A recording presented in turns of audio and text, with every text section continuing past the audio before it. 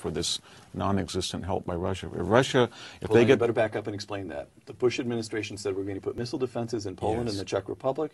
The Obama administration has said, no, we're not. And it's not a question of whether it was wise or not. At this late point in the game, you had Eastern Europe go out on a limb. You should have supported them.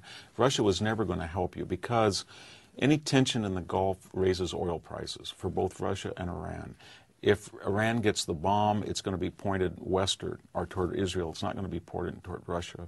And in the Russians' way of thinking, we're going to be the regional kingmaker. And if you have this rogue nation that's nuclear and you want it to be contained, we're going to refashion the 1970s, 60s Cold War role that we played in the Middle East, that you have to come to us to deal with our client. And anything that causes us problems, as we know, whatever they are, Putin's for. So this idea that we're going to ever cut a deal, we have to deal with the fact that Russia wants Iran to be nuclear and will go at great lengths to make sure it is. And it'll do the same thing to Israel and do the same thing to us that North Korea does to Japan. It's an irritant, and it's good if you're Putin. And this idea that he's the Russians are the new French. They will define themselves against us. Oh, they're much worse. Much worse. The French have been very positive in Iran. But he's right. Victor's right. If you were the Russians, wouldn't you want to, one, drive up the price of oil? Right. If you want to pull the Russian economy out of this recession that's going through, drive up the price of oil to $150 a barrel. They benefit from it, and they don't care what happens in the Gulf. They're not addicted to oil like we are. Two quotations. Former Vice President Dick Cheney, October 2007, quote, "We will not allow Iran to have a nuclear weapon," close quote. Retired General John Abizaid last year, quote, "There are ways to live with a nuclear Iran," close quote. Is the attainment of a nuclear weapon by Iran, or should it be, flatly unacceptable to the United States? Is that where you begin with American policy? Whatever else we do, we won't let them get that. The question is, what can we do about it if they make a bomb? What the Iranians have stated they will do, and I believe that they will, is if we attack their nuclear facilities, they will take out Saudi Arabia's major oil facilities with surface-to-surface missiles. And which that is would pretty be easy to cake. do. They could do that. We're talking about 10 million barrels instantly would be taken off markets, world markets. 17 million barrels of traded oil in the Gulf would be taken off, and we would be paying $400 to $500 for a gallon of gasoline. And are we as Americans, I'm talking about American people, prepared to go that far? And I'd say no. Victor? Most people who say that we can live with a nuclear Iran point to Pakistan, but I think that there's two problems with that. Most of our problems in Afghanistan come from Pakistan, right, and they otherwise wouldn't be there in some degree if Pakistan wasn't nuclear. And two, there's a billion-person nuclear India that contains Pakistan. We don't have a billion-person nuclear rival of Iran that contain it within the region. So it's a bad and a worse choice, but there are ways, I think, of preventing them from getting a series of bombs through blockades, really strengthened sanctions, and we're not willing to do that because apparently the United States does not want to get in a situation in which oil prices increase, we offend Russia. There are ways to prevent them from getting a series of nuclear weapons. I think there so are. You think we need to prepare ourselves to live with at least a kind of North Korea style? No, I don't. Where they have four or five or six weapons. No. I think there's no way to prevent them from getting any? I think there is a way. I think if you prevent them from getting any at all. I think that you could get the Europeans, the Indians to immediately stop exporting refined gasoline inside. You could probably have some kind of blockade of the Persian Gulf.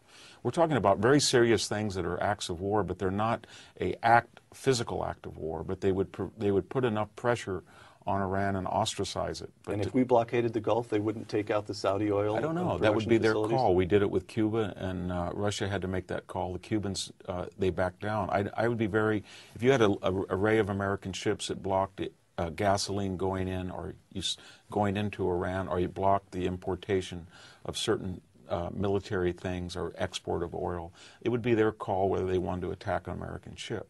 Let me pursue the Abizaid. There are ways to live with a nuclear Iran. This is a pretty good question from Albert Fuchs by way of Facebook. Mutually assured destruction kept nuclear weapons from being used during the Cold War. Would Iran be as sensitive to nuclear deterrence as was the Soviet Union? That's a question I'd ask the Israelis because they're really the key in this.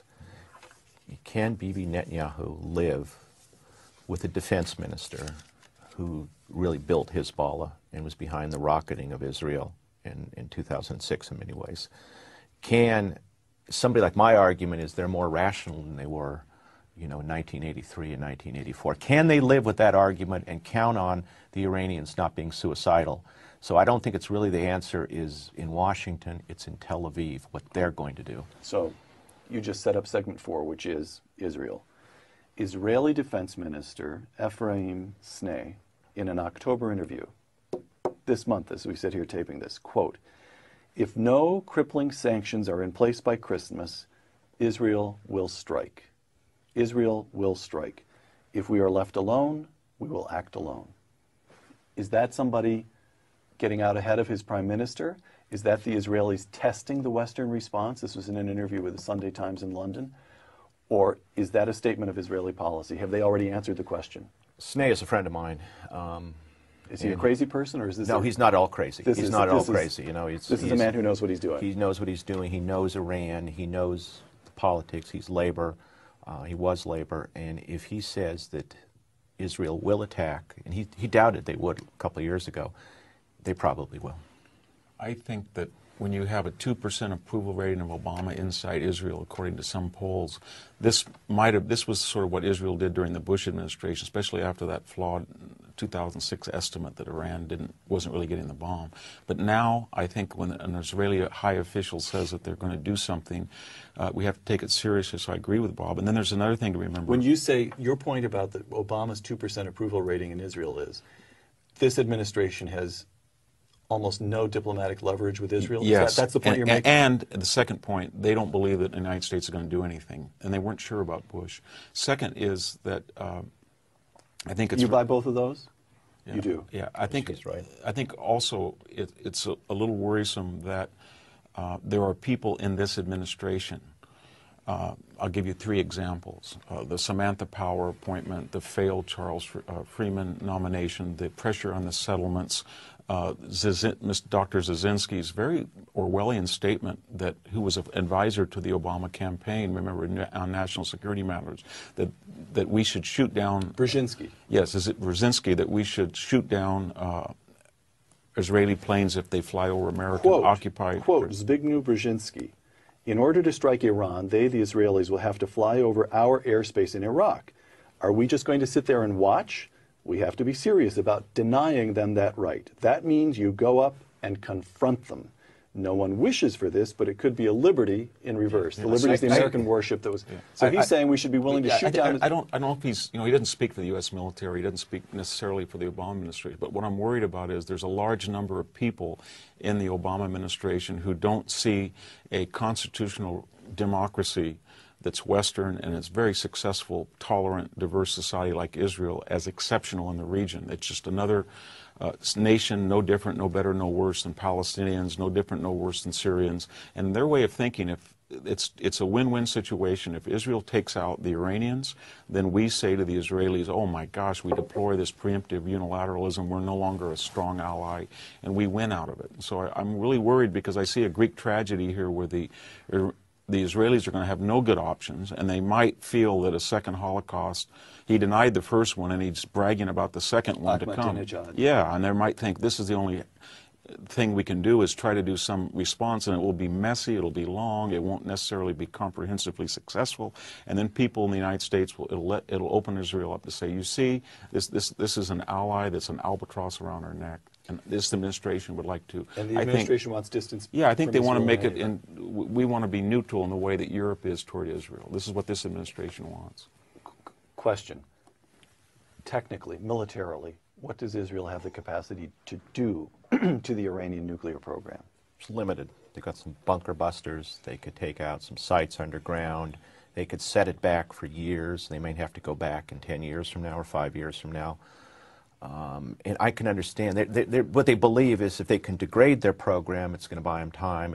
It'll convince the Iranians to back down, and they think that psychologically the Iranians will back down.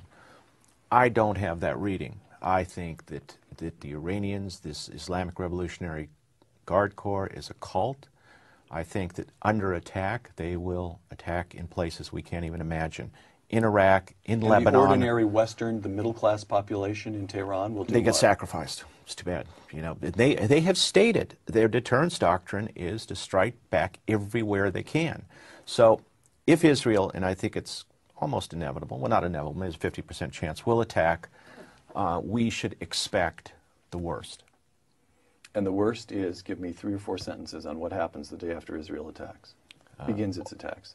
Is this Dubai gets hit, Abqaiq, Ras Tanura, our supply lines in Iraq will be hit. And they can hit them. They can get across that border. And there are Iraqis that will do their bidding. We'll see a war in Lebanon. We're close to one now anyhow. And you will see this chaosistan, as McChrystal called it recently, come into being. I think there's also something that's going on that's very, I haven't seen it in my lifetime, is the status of the Europeans. They were always the good cop and we were the bad cop. And we were always going to, toward the Arabs, from the Arab point of view. We were going to take care of business in the world, and they were going to sort of say that we should have done soft power with the understanding that we were always there. Now we're not there. So this is why you have in the elites are not with the people in Europe. They're worried about Obama. This is why Sarkozy keeps lecturing. He kept saying the centrifuges are spinning, because if they get a 2 or 3 stage rocket, cities like Frankfurt, and now you're going to have a very bizarre situation like you do with North Korea and Japan. So a country like Germany, for example, that could build nuclear weapons like it does Mercedes, and they would work 4,000 probably in a year. They're going to sit there within missile range of a lunatic regime that says things like, we want a trade, we want this. And then the Europeans are going to be saying to us, you were supposed to, under our unspoken accords, make sure the Western system that emerged out of the Cold War was stable. And you did that very well in the Cold War. And now what are you going to do about this problem?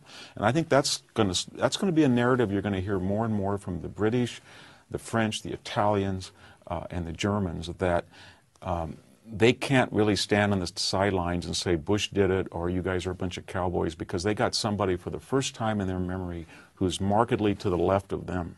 A winner of the Nobel Peace Prize. Exactly, and is a committed United Nations internationalist and has broad appeal to their own publics in a pacifistic, utopian way. And these people who are sober, you know, we make fun of the Europeans, but they're very sober, judicious, realpolitik players, and they understand. They know their own interests. They know their own interests, and they know they do not want to be held up by a third-rate revolutionary theocracy on this matter of nuclear weapons. And same thing with Japan and North Korea. So either somebody takes care of North Korea, or we're going to have otherwise stable players saying we have to look to our own security. And that'll be a nightmare, because we're going to have people go nuclear, we're going to have people, we're going to redefine the relationship with the United States. Obama doesn't quite understand that, whether he knew it or not, whether he gets a Nobel Prize, whether he wants to praise the United Nations human rights, he had a historic role to protect countries to act like utopians with the expectation that they didn't have to get their hands dirty